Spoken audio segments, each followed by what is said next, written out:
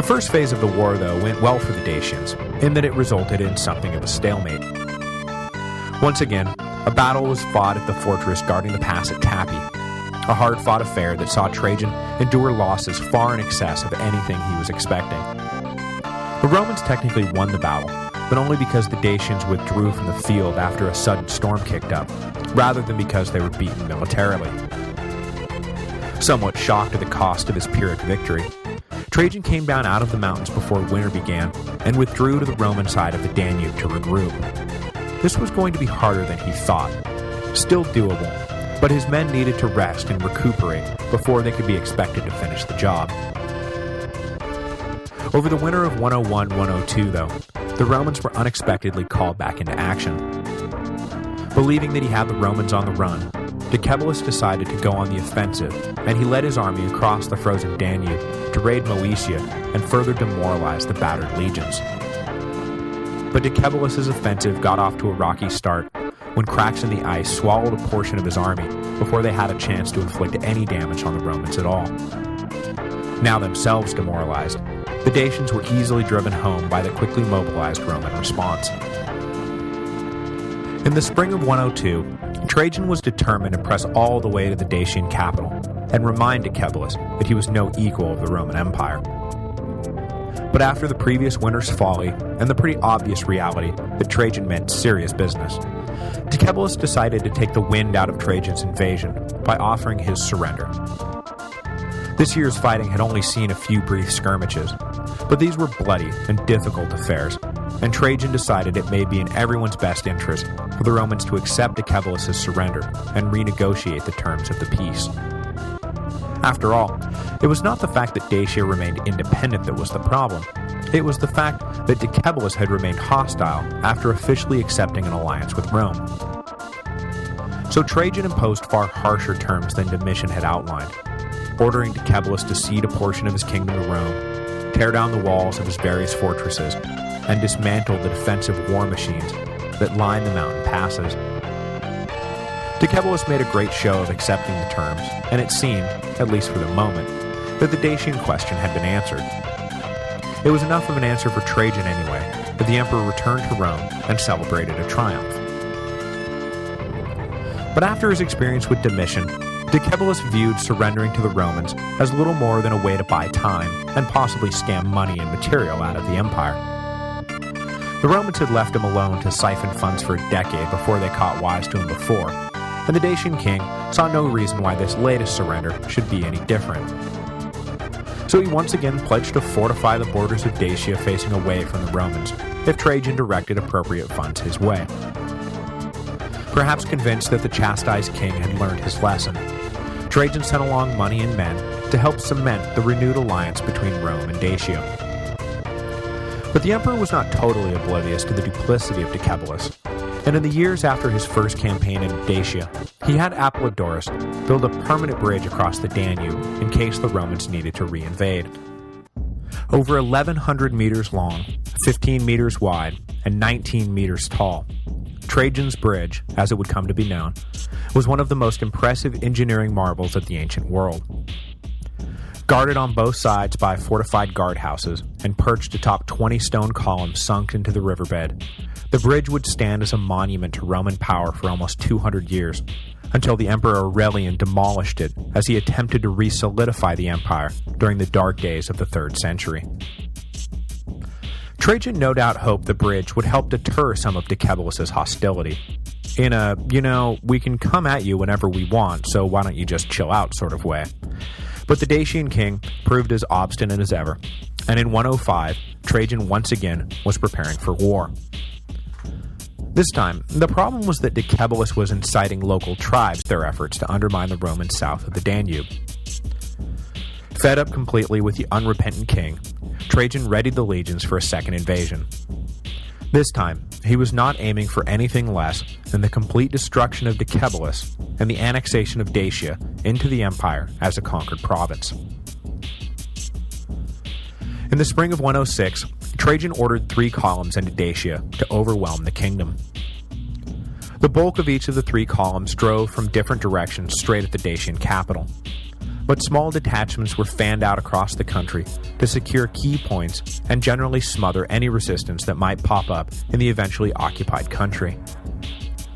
Trajan led one of the columns to the capital himself, and once everyone arrived, he ordered a full frontal assault on the city. However, even though Decebalus was facing down the Romans with a skeleton defense force, the Dacians held off the assault, and the Romans were forced to break off the attack. Seeing that brute force would not work, Trajan turned to cunning. Noticing that the capital received all of its clean water from a network of aqueduct pipes, he sent his men around to destroy them all and cut the Dacians off from their water. As soon as the water stopped flowing, it was only a matter of time before the Dacians surrendered, and soon enough, they raised the white flag and allowed the Romans to enter the gates. Decebalus and his family fled before his capital surrendered, but were soon tracked by a Roman cavalry unit and pinned down. Knowing what happened to captured enemies of Rome, especially captured leaders, Decebalus committed suicide rather than fall into Roman hands. His head was delivered to Trajan, and the emperor sent it back to Rome to be put on display. He then ordered the Dacian capital demolished, and a new capital, a Roman provincial capital, built some 40 kilometers away. Dacia was formally annexed by the Romans, and it became the last major province added to the empire. Trajan would of course add much more territory to the empire before his death in 117 AD, but Hadrian would immediately abandon his predecessor's eastern conquest. Dacia, though, would remain the empire until Aurelian abandoned the territory in the 270s AD.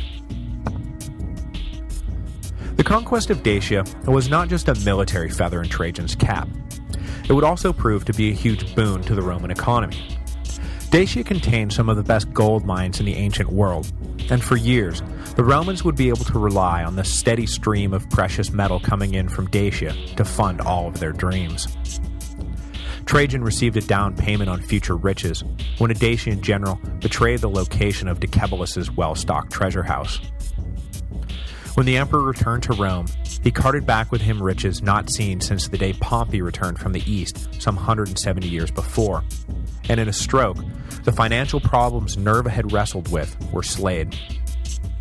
There was now more than enough money, not only to pay for all previously incurred expenses and promises, but also to fund a whole host of new projects. And with the help of Apollodorus, Trajan would see that the money was put to good use. The most famous product of the Dacian treasure trove was the new forum complex Apollodorus designed and built to help alleviate the burden of Rome's overcrowded public spaces. Built just north of the main forum, the massive new space, which would become known as Trajan's Forum, required the leveling of parts of the Quirinial and Capitoline hills, a huge undertaking in its own right that had been on the imperial to-do list since the days of Augustus. Trajan's new forum would be formally inaugurated in 112 AD, greatly enhancing the day-to-day economic life of Rome. The next year, Apollodorus would complete the most famous part of the most famous product of the Dacian treasure trove, and in 113, Trajan's Column, the triumphal sculpture commemorating Trajan's victory, was unveiled. Rising over 100 feet off the ground, the freestanding column is wrapped 23 times by 600 feet of frieze sculpture, telling the story of Trajan's campaigns. The column stands today in Rome, and in addition to simply being a marvel to behold, it also serves as a living record of Trajan's activities in Dacia. Indeed, much of what we know about these wars, and much of what you have just heard, is directly sourced to the column, with all the attendant caveats about the danger of relying too much on imperial propaganda, which the column most assuredly was.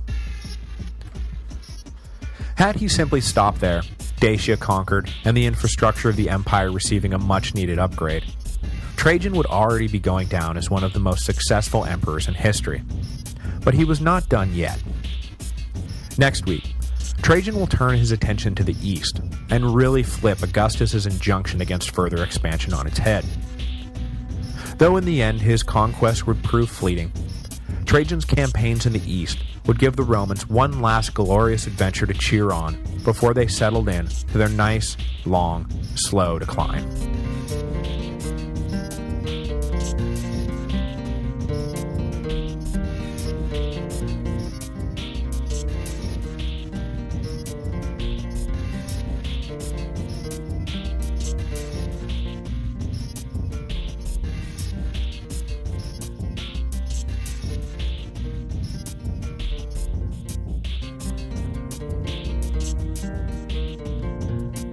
Hello, and welcome to the History of Rome.